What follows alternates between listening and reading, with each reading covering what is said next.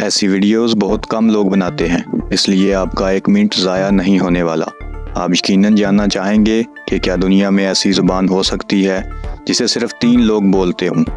वैसे तो दुनिया में 7000 से ज़्यादा ज़ुबानें बोली जाती हैं। सिर्फ पाकिस्तान में 70 से ज़ायद ज़ुबानें बोली जाती हैं। तो चलें आपको बताते हैं बर्फ़ से ढकी और दुश्वार गुज़ार वादी में बोली जाने वाली ज़ुबान के बारे में, जिसे दुनिया में सिर्फ 3 लोग बोलते हैं।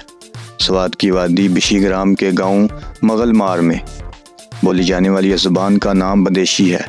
BBC की एक रिपोर्ट के मुताबिक सैयद गुल, रहीम गुल और अली शेर वो 3 लोग हैं जो बदेशी ज़ुबान बोलते हैं। पहले गांव में लोग इस ज़ुबान में बात करते थे, लेकिन अब ये 3 लोग भी बोलते जा रहे हैं।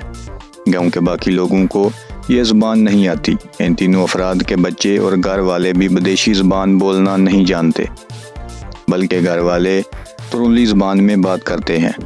माहिरीन लिसानियात के मुताबिक बदेशी का ताल्लुक हिंद आरियाई ज़ुबानों के ख़ानदान से है और ये ज़ुबान अब महदूम हो चुकी है।